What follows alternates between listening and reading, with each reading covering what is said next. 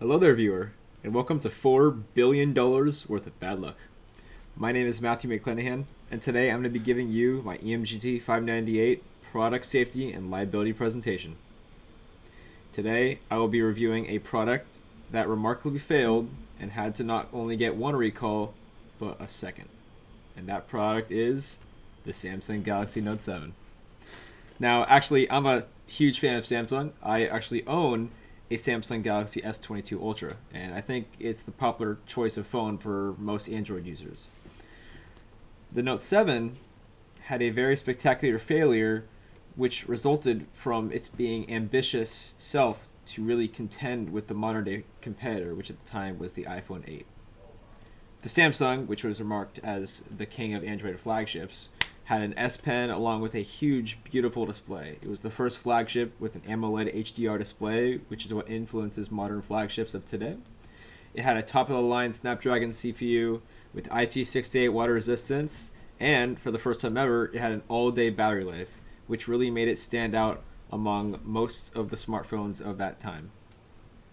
Now, I put 3 dots there because they had to do some sacrifices to get that all-day battery life. Let's see what that was. Well, here comes the problem. The phone would spontaneously combust into flames. Every Note 7 was a ticking time bomb. Try to swallow that. The phone that you will be carrying around all the time could just spontaneously combust. It wasn't good on airplanes, and it really wouldn't be good anywhere else. Analyzing the further impact of the damages, there was plenty of things to look at. Naturally, during this time, with phones combusting, we had issues with people not being able to board airplanes as they would get fined. In addition, the Samsung company incurred over $4 billion in damages, which we'll look at in a later slide. There were special recall boxes that had to be issued to users, as it was pretty much a mandatory recall, as you were carrying a bomb in your pocket and you were not returning the phone for your sake, you were returning the phone for the sake of everyone else around you. And the postal boxes that they originally used to transport the phones got caught on fire, which resulted in the vehicles that were transporting those phones also having some fire hazard accidents. And additionally, as I mentioned earlier, we're going to have 2 separate recalls, but spoiler alert, pretend you didn't know that. Let's take a look into the defect itself. So, at the time of the issue, when they did their first recall, which was on September 1st, over 700 Samsung engineers were gathered together so that they could take a look at the problem and say, what did we do wrong and how can we fix it? You'll see in this diagram, which actually was developed by Samsung themselves, you'll notice that they bring up the idea of the lithium-ion battery structure, and they go over showing how lithium-ion batteries are made of layers.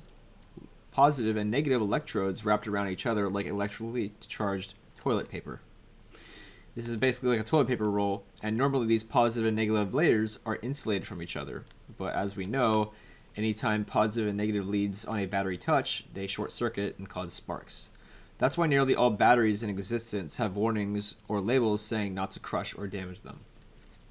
In this case, we can see in this bottom area where it talks about the abnormal versus normal batteries.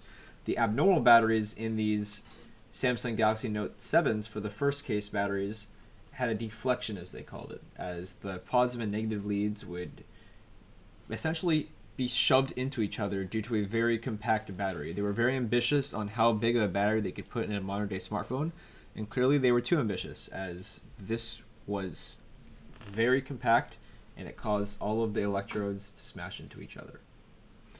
It's very clear that this deflection is one of the main causes that caused the positive leads and the negative leads to touch each other, causing the short circuit, causing the fire. It's just basic science. Let's see the next steps that the company used.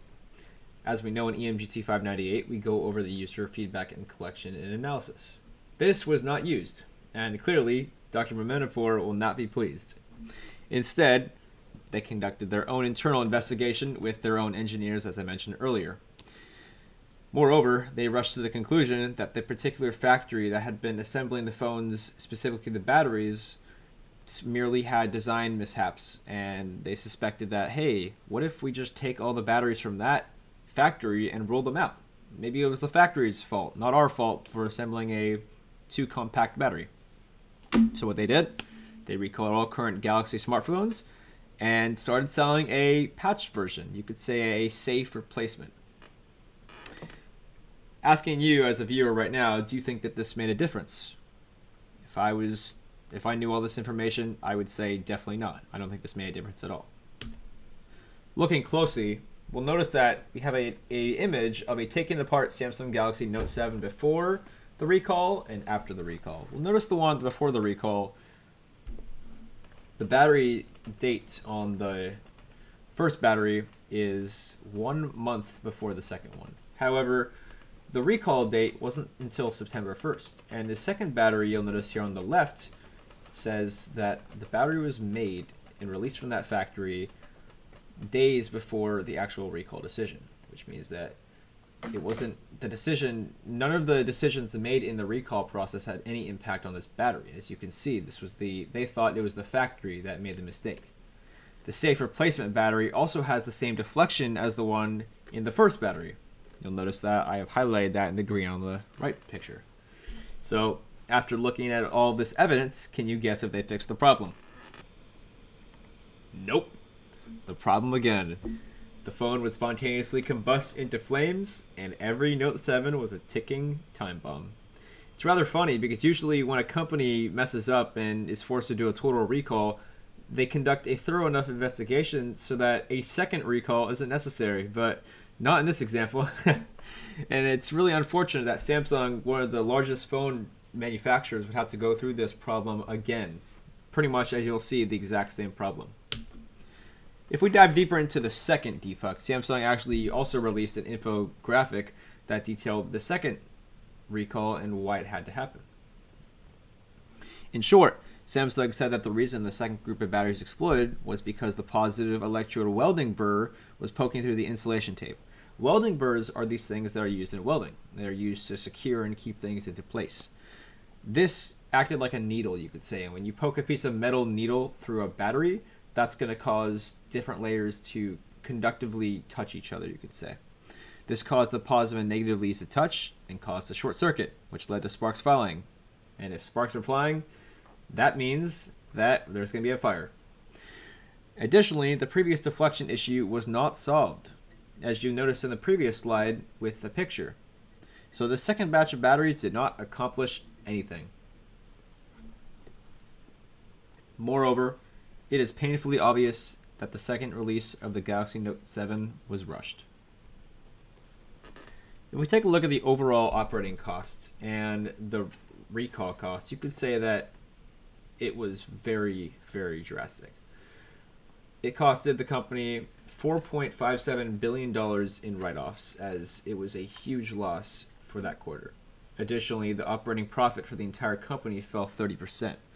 And keep in mind that the Samsung company doesn't just make phones. They make washing machines, they make refrigerators, they make all sorts of appliances.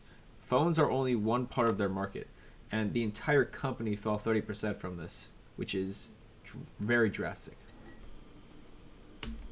In short, you could say Samsung messed up. Having to recall a product twice means that they didn't conduct a thorough enough investigation the first time. But a recall shouldn't even be necessary. They should be following OSHA standards and field testing their products very thoroughly so that even if you test it to the extreme to test those edge cases, you won't run into a chance where the general population is having exploding phones in their pockets. The good thing about this is that Samsung did offer a full replacement for every phone that was broken. So while this did incur a very large financial loss to the company, and while this might have hurt their reputation in the short term, they did the right thing and they offered free replacements for everyone, basically saving their reputation in the long term. I'm using a Samsung phone today, which is a great testament to how well the company handled the issue, despite I would say, the midterm handling of it and the very rushed investigation. But in short, I would say using feedback collection and analysis is the best way to prevent further issues. And with that, thank you very much for watching my presentation. Here's the works cited. Have a wonderful rest of your day.